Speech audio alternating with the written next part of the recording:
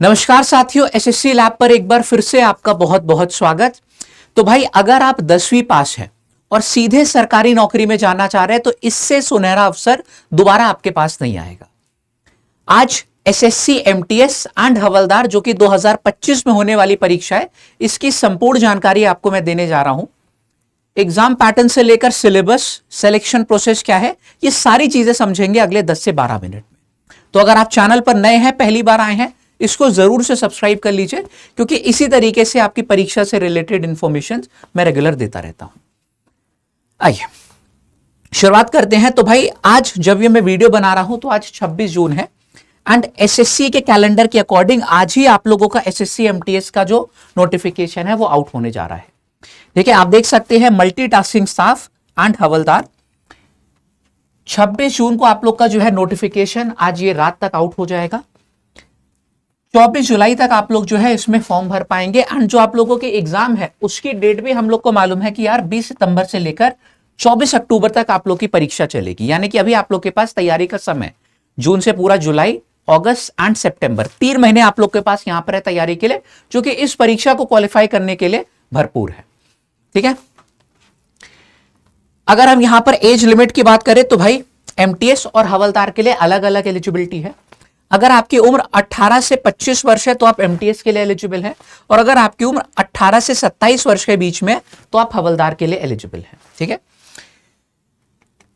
Educational qualification हमने पहले ही बता दिया था कि भाई बस 10वीं पास, अगर आपके पास मैट्रिकुलेशन डिग्री है, 10वीं पास आपने कर रखी है किसी भी बोर्ड से, तो आप इस परीक्षा के लिए एलिजिबल हैं। अब सिलेक्शन प्रोसेस समझते हैं। सबसे पहले यहां पर एमटीएस के सिलेक्शन प्रोसेस पे हम फोकस करेंगे। एसएससी एमटीएस आप लोगों का बस एक कंप्यूटर बेस्ड एग्जाम होगा। उसके बाद इसी के आधार पर आप लोगों की जो है मेरिट लिस्ट बनती है, आपकी कट ऑफ निकलेगी। उसके बाद अगर आपने कट ऑफ क्लियर कर लिया, आपका डॉक्यूमेंट वेरिफिकेशन होगा और सीधे हो जाएगी आपकी ज्वाइनिंग, और कोई यहां पर आपका प्रोसेस नहीं है। वहीं पर अगर हम बात करें यहां पर सिलेक्शन प्रोसेस हवलदार की, तो इसमें आप लोगों का कंप्यूटर बेस्ड एग्जाम होगा। वही सेम एग्जाम होता है। ठीक है, सेम एग्जाम होता है जिसमें एमटीएस और हवलदार की कट ऑफ निकलती है। ठीक है, कोई अलग अलग से नहीं होते। लेकिन इसके बाद अगर आप लोग हवलदार के लिए जा रहे हैं तो आप लोगों का फिजिकल भी होता है, physical eligibility test and physical standard test, जो कि आपका हो गया, आपकी डॉक्यूमेंट वेरिफिकेशन, और उसके बाद हो जाती है ज्वाइनिंग। ठीक है, यहां पर जो कंप्यूटर बेस्ड एग्जाम है इसके बारे में समझते हैं। आप लोगों का ऑब्जेक्टिव टाइप ये जो है एग्जाम होता है, यानी कि एक प्रश्न आपको दिया रहेगा और 4 आपके पास ऑप्शंस होंगे, विकल्प होंगे, उसमें से एक आपको सही टिक करना होगा। ये पूरा कंप्यूटर बेस्ड होता है, यहां पर ऑफलाइन मोड में कोई परीक्षा नहीं है। ठीक है, तो आपके 4 सब्जेक्ट यहां पर आते हैं। सेक्शन 1, इसमें आप लोगों का गणित पूछा जाता है, मैथ्स, और यहां पर आप लोगों की रीजनिंग आती है। गणित के भी 20 प्रश्न होते हैं, रीजनिंग के भी 20 प्रश्न होते हैं, और यहां पर जो है एक प्रश्न आप लोगों का 3 नंबर का होता है। तो आपके 60 मार्क्स बन गए इधर मैथ्स के, और 60 मार्क्स आपके बन गए गणित के। ठीक है, ये आप लोग को इसके लिए 45 मिनट का समय दिया जाता है। फिर हम बात करें यहां पर सेक्शन 2 की, तो सेक्शन 2 में भी आपके 2 सब्जेक्ट होते हैं, जनरल अवेयरनेस एंड इंग्लिश। ये चारों सब्जेक्ट एसएससी की सभी परीक्षाओं के लिए यार कॉमन है। ठीक है, आप सीएचएसएल देंगे तो भी ये चारों सब्जेक्ट है, सीजीएल दोगे तो भी ये चारों सब्जेक्ट। ठीक है, जनरल अवेयरनेस के आपके 25 सवाल रहते हैं 75 नंबर के। ठीक है, एंड इंग्लिश के आपके जो है 25 सवाल रहते हैं यहां पर 75 मार्क्स के। इसके लिए भी आप लोग को 45 मिनट का समय दिया जाता है। अब पेपर पैटर्न और मार्किंग स्कीम यहां पर बहुत ध्यान से समझिएगा। जो आप लोगों का सेक्शन 1 है, इसमें कोई नेगेटिव मार्किंग नहीं होती। ठीक है, ये हमारा सेक्शन 1 है, there is no negative marking. और जो हम लोगों का सेक्शन 2 होता है उसमें नेगेटिव मार्किंग होती है 1 मार्क ईच की। ठीक है, तो यहां पर अगर हम लिख दें, यहां पर +3 और 0 रहता है मार्किंग पैटर्न। यहां पर आप लोगों का +3 और -1 मार्किंग पैटर्न रहता है, यानी कि अगर गलत आपने किया तो आप लोगों का 1 नंबर, क्वेश्चन गलत किया तो आपका 1 नंबर काट लिया जाएगा। ठीक है, फॉर ईच रॉन्ग आंसर। अब अच्छा, एक और चीज यहां पर बहुत ध्यान से समझिएगा, ये जो आप लोगों का सेक्शन 1 होता है ये मात्र क्वालिफाइंग इन नेचर होता है।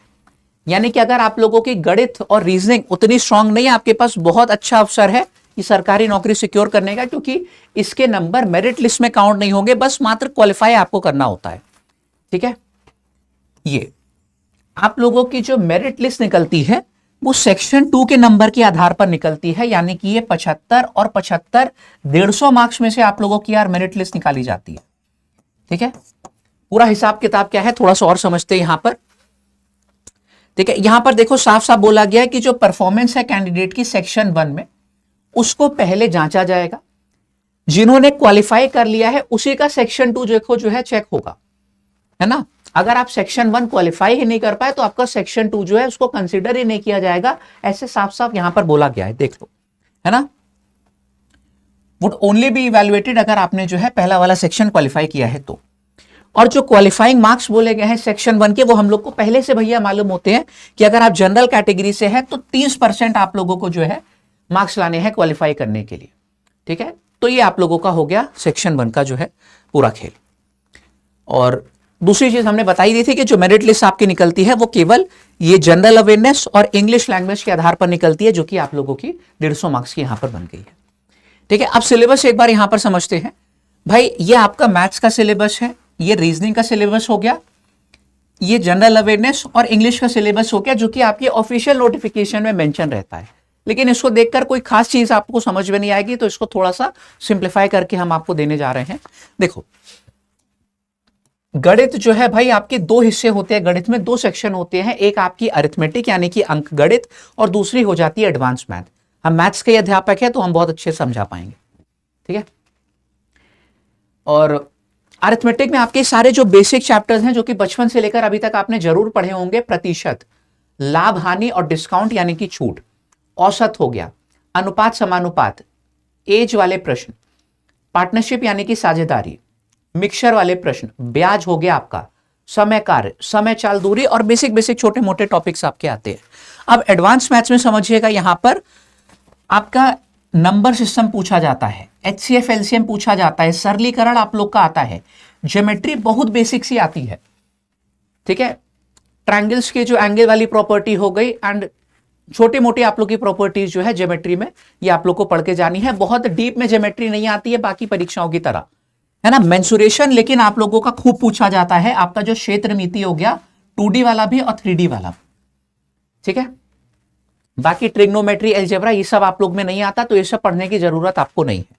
और आप लोग का यहां पर डीआई यानी कि जो ग्राफ वाले प्रश्न हो गए वो आपका पूछा जाएगा, है ना। टेबल चार्ट हो गया, पाए चार्ट, बार ग्राफ, ये वाले प्रश्न आपके आते हैं डीआई। रीजनिंग में हम समझे तो रीजनिंग के भी भाई 2 हिस्से होते हैं, एक आपका हो गया वर्बल रीजनिंग, एक नॉन वर्बल रीजनिंग, मौखिक और गैर मौखिक तर्क। नॉन वर्बल रीजनिंग क्या होता है, इसमें फिगर वाले प्रश्न होते हैं, जैसे कि आपका फिगर वाली सीरीज हो गई, काउंटिंग ऑफ फिगर हो गया, पेपर कटिंग और फोल्डिंग हो गया, मिरर इमेज, वाटर इमेज हो गया, तो ये एम्बेडेड फिगर, ये सारी चीजें आप लोग की आ गई जो चित्र वाली होती है non verbal reasoning. Verbal reasoning में आप लोगों का हो गया एनालॉजी आप लोग का आ जाता है, कोडिंग डिकोडिंग हो गया, सीरीज आप लोगों की जिसमें नंबर सीरीज भी होती है, अल्फा न्यूमेरिक सीरीज भी, ये सारी चीजें इसमें शामिल है आपकी। सिलॉग्स आपका हो गया, है ना, रक्त संबंध यानी कि ब्लड रिलेशन वाले प्रश्न, सिटिंग अरेंजमेंट हो गया, डायरेक्शन एंड डिस्टेंस, घन और पासा, है ना, क्यूब्स एंड डाइस आपका हो गया, मैथमेटिकल ऑपरेशंस, कैलेंडर, क्लॉक्स, ये सारा आपका हो गया रीजनिंग का।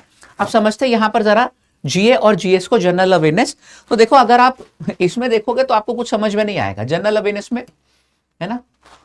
बहुत इन्होंने वेग सा दिया हुआ है कि सिलेबस क्या है, तो उसको भी थोड़ा सा हम समझा दे रहे हैं आपको कि भाई सबसे पहले तो आपको पढ़नी है स्टैटिक जीके। ठीक है, इसमें आप लोगों के फोक डांस हो गए, फेस्टिवल्स हो गए, है ना, ट्राइब से रिलेटेड प्रश्न, बुक्स एंड ऑथर, स्पोर्ट्स की टर्मिनोलॉजी, ये सारे आप लोगों के किसमें कवर हो जाते हैं, ये स्टैटिक जीके के फैक्ट्स हो गए, है ना। हिस्टोरिकल प्लेसेस हो गई, टेम्पल्स हो गए, ये सब आपका आता है किसमें, स्टैटिक जीके में, है ना। उसके बाद करंट अफेयर आप लोग को पढ़नी होती है पिछले 1 से 1.5 साल की।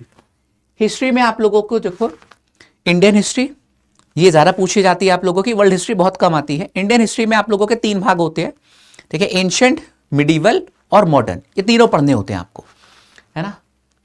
ज्योग्राफी, इसमें इंडियन ज्योग्राफी ज्यादातर आपको पढ़नी है, जितने भी रिवर सिस्टम हो गए इंडिया का, माउंटेन रेंजेस हो गई, सॉइल्स जो हो गई आपकी, है ना, अलग अलग टाइप की, वो पढ़ना होता है। पूरा पॉलिटी, इकोनॉमिक्स पढ़ना होता है, और साइंस में आप लोगों को फिजिक्स, केमिस्ट्री, बायो, ये तीनों चीजें करनी होती है। ये हो गया पूरा जनरल अवेयरनेस का सिलेबस। इंग्लिश में समझेंगे तो बेसिक जो आप लोग की इंग्लिश 10वीं तक की ही आती है, यहां पर ऑब्वियस बात है 10th एलिजिबिलिटी है, तो सारी चीजें 10वीं तक की यहां पे आपको देगा। ठीक है, आपकी वोकैब हो गई, ठीक है, आपको पढ़नी होती है। Idioms, phrases, synonyms, antonyms, one word substitution हो गया, एरर डिटेक्शन, सेंटेंस दे देगा उसमें कहीं गलती होगी आपको वो पता करनी होगी, फिल इन द ब्लैंक हो गया। ये दोनों बहुत इंपॉर्टेंट है आपके वॉइस और narration, active passive voice, direct indirect speech. ठीक है, पैराजंबल आपका हो गया रीडिंग कॉम्प्रिहेंशन, यानी कि एक बड़ा सा पैराग्राफ दे देगा उस पे 4-5 प्रश्न पूछ लेगा आपसे। क्लोज टेस्ट, एक बड़ा सा पैराग्राफ दे देगा उसमें फिल इन द ब्लैंक्स दिए गए होंगे 4-5, उस पे प्रश्न पूछ लेगा आपसे। तो ये पूरा सिलेबस हो गया। उम्मीद करता हूं कि यहां तक की चीजें सारी बहुत अच्छे से आपको समझ में आई होंगी, है ना। अब जरा एक बार देख, जो फिजिकल था उसको भी देख लेते हैं, है ना। कंप्यूटर बेस्ड एग्जाम का पैटर्न समझ में आ गया। ये आप लोगों का चाहे एमटीएस के लिए आप जा रहे हो या फिर हवलदार के लिए जा रहे हो, दोनों में सेम परीक्षा होगी, सारी चीजें आप लोग की सेम है। बस हवलदार में क्या होता है कि एक आपका फिजिकल वाला जो स्टेप है वो एक्स्ट्रा हो जाता है, बाकी चीजें जो है वो सेम है ना। अब फिजिकल एफिशिएंसी टेस्ट की बात करें तो मेल के लिए 1600 मीटर की वॉकिंग करनी होती है 15 मिनट में, फीमेल के लिए 1 किलोमीटर की वॉकिंग करनी होती है, वॉक करना होता है 20 मिनट।